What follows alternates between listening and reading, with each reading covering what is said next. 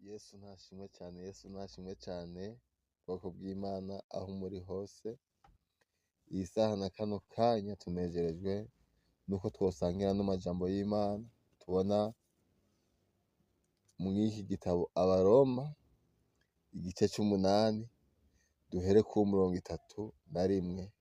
Ni amajambo meza cane atubwira ivy'urukundo rw'Imana. Turasoma mw'izina ry'umucunguzi wacu Yesu Kristo, mw'iki gitabo ca Abaroma, igice c'umunani, duhere ku murongo wa 31, haravuga hati, ijambo ry'umutwe riravuga riti, urukundo rw'Imana. Ko bimeze bityo, tuvuge iki? Bisanzwe Imana iri mu ruhande rwacu, uwoturwanya ninde?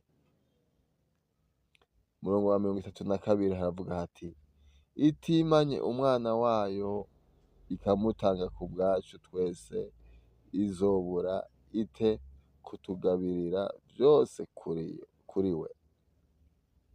Icubahiro kirushiriza kuba ic'Imana. Uwu murongo wa 31 niwo wariko uratubwira uti, ko bimeze bityo tuvuge iki?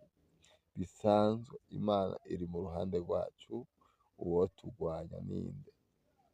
Nagomba ndakubwire yuko Imana iri mu ruhande rwawe, ntawoshobora kukurwanya. Nagomba ndakuremeshe, niba warizigiye Imana, niba Imana ariyo wagize umugenzi, niba Imana ariyo uhanze amaso, nta muntu n'umwe yoshobora kugutambama imbere. Icubahiro kirushiriza kuba ic'Imana. Ko bimeze bityo tuvuge iki? Bisanzwe Imana iri mu ruhande rwacu, uwoturwanya ninde? Nta muntu n'umwe yoshobora kuguhagarara imbere.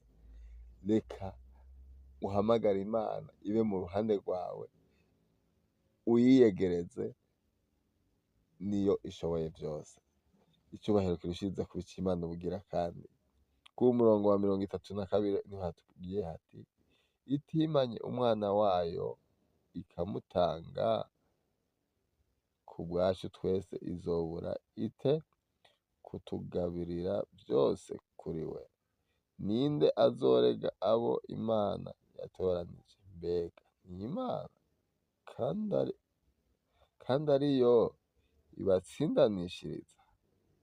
Ninde azobatsindisha? Mbega ni Kristo Yesu, kandi ari we yapfuye ibi biruta, yarazutse ari iburyo bw'Imana, bitaye ko aradusengera. Icubahiro kirushiriza kuba ic'Imana ubugira kandi. Ntacoshobora kudutandukanya n'urukundo rwa Yesu Kristo. Nta kintu na kimwe gihari coshobora kugutandukanya n'urukundo rwa Yesu Kristo. Aya majambo y'Imana wumve yuko ari ayawe, nanje numve yuko ari ayanje. Tumenye urukundo Imana idukunda, yuko ari Imana itwitayeho, Imana itugirira neza ku munsi, ata kintu na kimwe coshobora kudutandukanya n'urukundo rwa Yesu Kristo. Ndumva muri kano kanya womenya ivy'urukundo rwa Yesu Kristo.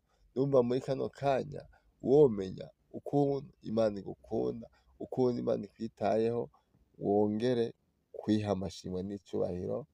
Aho uri hose wumve woyidugiriza amashimwe. N'aya majambo y'Imana nari nipfuje ko dusangira. Imana irushirize kukuzigama, Imana irushirize kukugirira neza. Aho uri, icubahiro cose kirushirize kuba ic'Imana, ibihe bidashira. Amen. Murakoze.